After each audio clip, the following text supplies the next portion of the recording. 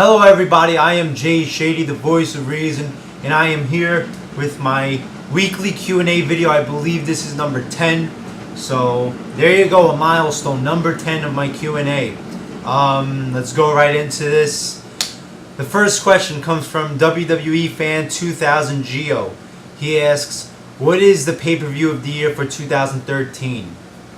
Easily, hands down, it's got to be Extreme Rules.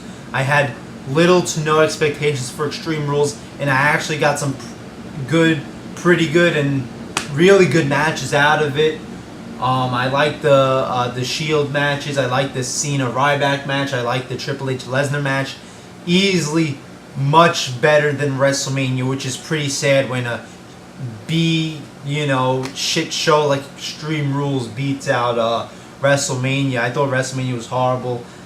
Same with the Royal Rumble, Elimination Chamber. Didn't think those were great shows, but Extreme Rules was easily the best show of 2013 so far. Next question from WWE Fan 2000 Geo. How would you rank the Shield's matches from best to worst? Well, I think there's been way too many Shield matches to rank them right now from best to worst. I would have to go back to look at every single match. I'll say their best matches are the TLC one, obviously. I really liked the one with on Raw after I think it was Elimination Chamber. It was Shield versus Sheamus, Orton. No. Sheamus. I think it was Sheamus, Orton, and Jericho. The one that Jericho was in. I thought that was a really good one. Individually, the fucking match with Seth Rollins this past week versus Daniel Bryan was fantastic. The one the night after Extreme Rules was great with the Shield versus Team Hell No. Those are probably my favorite matches. I might be forgetting some in there. The worst ones, the fucking one with the Randy Orton like 2 weeks ago was pretty boring to me. It wasn't a horrible match, but it was kind of boring compared to how exciting Shield matches could be. And the one with fucking John Cena at the Elimination Chamber, the Shield versus Cena, Sheamus and Orton, I believe it was. That was a fucking boring ass match. The one at WrestleMania wasn't even great either. It was a pretty boring match and short. So yeah, there you go. Thanks for the question. Next is from Gresha Calderon. Hopefully I pronounced that right. Her question is, do you think WWE took advantage about the death of Eddie Guerrero? I think Rey Mysterio was living off of Guerrero's name, most notably Eddie's. Well, I think WWE takes advantage of every death. It's not just Eddie Guerrero. I mean, look at what they did with Paul Bearer. They've always used controversy in order to create shocking television, must-see television. Whether you're okay with that or not, that's up to you. But yeah, I mean, they had that storyline with Randy Orton, and then he was saying that Eddie's in hell. So of course they took advantage. They made Vicky Guerrero's character all about being the widow and all that. But Rey Mysterio, I mean, aren't they like best of friends? So I think it's more like, yeah. I mean, it's hard because like if you say you don't want to do something, you're basically now in the position to get fired. So it's either you have to like being in the shoes of Rey Mysterio and Vicky Guerrero, who's obviously Eddie's wife and one of Eddie's best friends. It's like, I still want to keep my job, so I can't really say anything. So with Rey Mysterio, he was just being somebody that's worried about his job. But I think paying homage to Eddie Guerrero, because I think they were like best of friends pretty much. So I don't think that he took advantage of Eddie's death. Vince McMahon, yeah, maybe. Next question. Should Chyna be inducted with DX or maybe alone into the WWE Hall of Fame? First, on that is she's got to stop being a porn star. Got to stop sucking that dick all over camera. That would probably be her first step into getting in the Hall of Fame. Hopefully, if she could stop getting fucked in the ass all over videos, then she'll be inducted to the Hall of Fame, because I think she should be a trailblazer, really. Just a marquee event back then in the Attitude Era. I mean, I remember everybody was fucking interested in Chyna, if not sexually, but as a performer and an entertainer. She was something else, the ninth wonder of the world. If DX gets inducted into the Hall of Fame, I think she has to be inducted, because she was a huge part of DX, an integral part of DX. All the stuff with her and Triple H was just stuff of legend. So yes. Thanks for the questions, Gresha. Hopefully I say your name right. Next up, Meyer Taker. Hopefully I said that name right. Triple H authority is growing every year in WWE. In your opinion, what will happen at Triple H if Vince McMahon dies? Will Shane McMahon let him run the company like he does today? Well, if Vince McMahon dies, Triple H takes over. It's that simple. Shane, I don't think, has any say because he doesn't have any stock in the company. He's not involved in the company, so it's not up to Shane what happens to the company, I believe, unless there's some legal papers I don't know about. But as far as I'm concerned, Triple H is the next guy in charge, so that's what would happen. And Shane McMahon can't really do anything about it. I don't think he wants to because he's disassociated himself from the company. Next up, from Patrick Bateman. Question number 1, what is your favorite WWE storyline from the past 5 years and why? That would either be the original Nexus storyline or the beginning of the Summer of Punk. Those are my 2 favorite storylines. The Nexus one from, those first few weeks, when just because it added something fresh. You're just so used to these same fucking main eventers, John Cena, Randy Orton, over and over again. And finally, this slew of new guys come in and tear shit apart.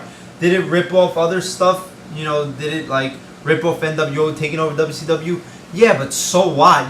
That's what WWF did best in the Attitude Era, was rip off stuff that other promotions did and make it better. And as for Summer of Punk, from the first pipe bomb to the SummerSlam match was fucking great. After that, I don't know what the fuck happened, Him getting involved with Kevin Nash and Triple H, CM Punk jobbing at Triple H, it was just fucking horrible. But that first month and a half, from the first pipe bomb to SummerSlam, was fucking great. Everybody was glued to the TV. A lot of people who lost touch with WWE was like, what the fuck is going on there, man? This shit's going crazy. Everybody was thinking, is this real? Is this fake? I thought they had fucking gold, but leave it to Vince McMahon and company to fuck that shit up. That was just fucking fantastic, that first month and a half. Next question. What are your top 5 zombie movies of all time? Oh, I'm not a zombie movie person, really. I'll say Night of the Living Dead. 1968 Night of the Living Dead. Dawn of the Dead, both of them, the original and the remake. Yeah, this is rough. I don't really watch that. I'm not a zombie movie fanatic. I like Walking Dead, but not because it's a zombie show, because I like it as a good show, but I definitely love Night of the Living Dead and Dawn of the Dead. Beyond that, I'm not sure. I might be forgetting something. There might be something that I'm forgetting. I'm really trying to think about it right now, but yeah, I'm gonna have to leave it at that. Sorry, I can't get to 5 because I'll really just. What's the one? No, that's a vampire one. I was about to say From Dusk Till Dawn, but that's a vampire movie. Shit. All right, yeah, there you go. Thanks for those questions. Next up is 1101 Rocky. What are your 3 WWF WWE matches that you would have loved to see but never happened? I would go with, let's see, Rock versus Shawn Michaels. I would love to see that. 2 guys with fucking max charisma would have fucking sold the fucking show easily. Sting versus Taker.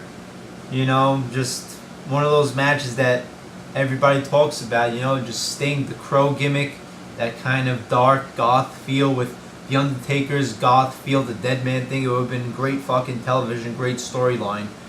And I don't know, something like I would like to see Macho Man versus Punk.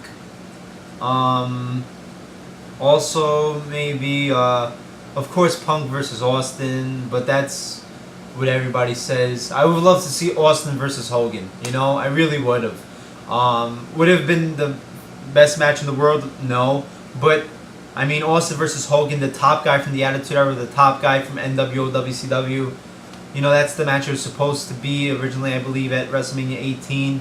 But yeah, that I would love to see Austin versus Hogan, a match a dream match that we never got. Next question from Ariba Seal. What is the greatest match ever or your most memorable? Ariba Seal says his favorite is HBK versus Taker at WrestleMania 25, and I've got to agree. I've said it, countless times. My favorite match is HBK versus Taker from WrestleMania 25. I think every piece of that match is just gold.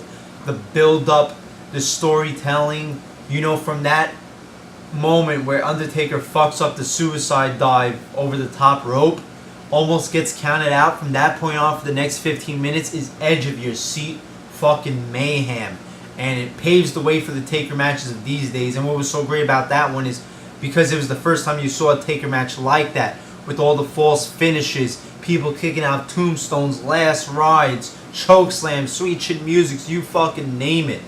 Now they rely solely on those false finishes a lot, where with that match it was a surprise, something that you didn't see before, and just unbelievable chemistry between those guys. From the entrance with the white Shawn Michaels descending from heaven, Undertaker in black ascending from hell, and the entrance, just fantastic fucking match. My favorite match of all time.